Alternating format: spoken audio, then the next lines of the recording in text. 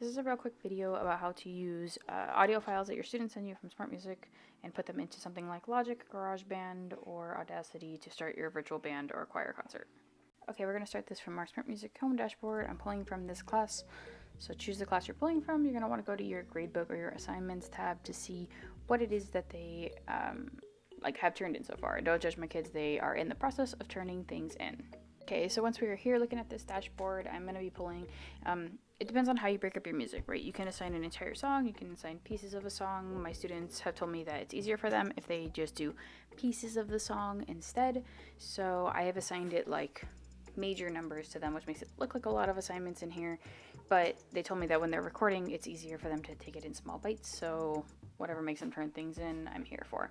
If you choose to have them do the entire song with a fixed tempo, that is the easiest way for you to edit, in that the recordings will just sync up. If you do it like this, or they have an adjustable tempo or something, obviously then you're going to run into issues where you have to make that work if they choose to like turn in something slower or faster. So next I'm going to pick a part of their song, and I'm actually just doing the beginning of this. I'll see students who have turned something in, give it a right click and open in a new tab. I think if I just click it, it'll also open in a new tab, and I will open a whole bunch of students in a row. I'll just do a few to give you an example. Let that go ahead and load. Maybe the first kid's done. I do use this to listen to all the students, make sure it's a good recording that's coming out, and then I will download the audio from each student, and that can be done with this little download recording button that's right here. It's just going to pull it down. Looks like recording number 5. I will usually drag that to my desktop and relabel it with the student's name and whatever part it's going to be. I'm just going to call this practice because I've actually already pulled all these files before this video. And I usually just put whatever I'm currently working on my desktop. Now we rinse and repeat that process for each instrument, each part that has been turned in, and I usually just kind of go down the row. I open a bunch of tabs, and then as I download a tab, for example, I downloaded this student, boom, I would exit out, and then I'd make my way through. Hit download recording, relabel, move to my desktop, etc. And then we'll end up with a finished product.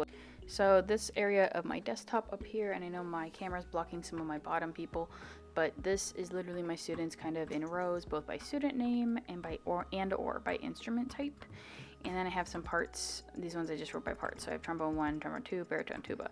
So I have all the parts sitting right here on my desktop. Now I open my software that I'm going to use to actually edit this together. And it's going to look like this. I'm using Logic. I wasn't going to break down exactly how I use Logic because there are way better videos for that just on YouTube, and go look for those. Those will do a better job explaining it than I will. I'm just kind of doing a bare bones. Let me first get the students to line up and show you how to drag and drop.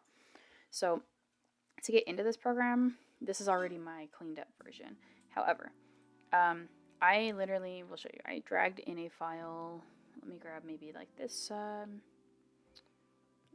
bassoon file. I can drag it and just put it on a line here if I wanted to drag multiples. So let's say, scoot this over, I wanted to drag all 3 of these. I could drag all of them. It'll ask me if I want to create multiple tracks or create new tracks, so I just push OK, and it just tacks my audio up down here. As you can see, these are all over the place. And then I chose to start, this starts with a snare drum intro, so I laid my snare drummer as my first thing. He was actually super solid when I put it in C major and gave it the tempo it deserved. He's almost exactly on the beat. So I used him to line up his little 2-bar intro and then synced the band in order with that. And I kind of sync it upward into that part. And I just kind of crop things. So if I'm using Logic, I literally first just take a scissor tool and I will cut right up against where this audio is. And then switch back to my arrow and cut out parts I don't need. And then I will move that whole file into where it needs to go to sync up to things. Okay, and these guys start right at the beginning of 2. As you can see, it's not perfect, but you know, we're doing our best. And I'm actually going to mute those tracks at the bottom because I don't want it to be overbearing, but I end up with something that kind of sounds like this.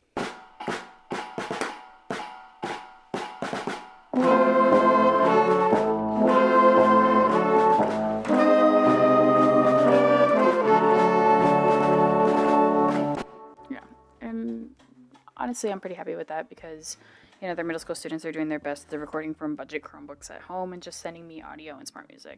And then I will rinse and repeat this process for any of our songs. So again, if you do this if you have the students submit the entire song to you with like a fixed tempo, it's pretty easy once you drag and drop like this. That's what it's going to be.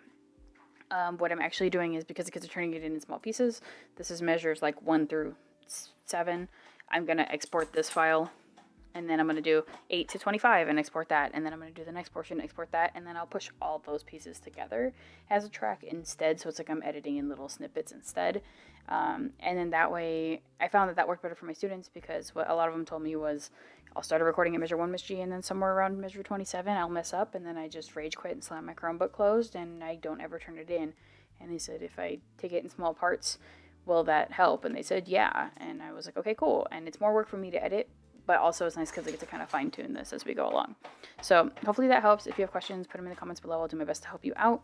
Like I said, I'm not a super great sound engineer. There's better videos, there's better people to talk to about that. But for getting the bare bones and just being a school teacher trying to make it out here, it works. And as always, if you found this video helpful, or you just have questions, comments, concerns, go ahead and hit like or subscribe or any of that below. If you ask me for the specific things, sometimes I'll make a video to help you out. At least what I know I would like to share, because being able to just YouTube something and find that answer is way better than when I'm out here hunting and I'm like, oh my god, I don't know how to do this. Let me just click for 3 hours to figure out how to do this. So yeah. Thanks for watching.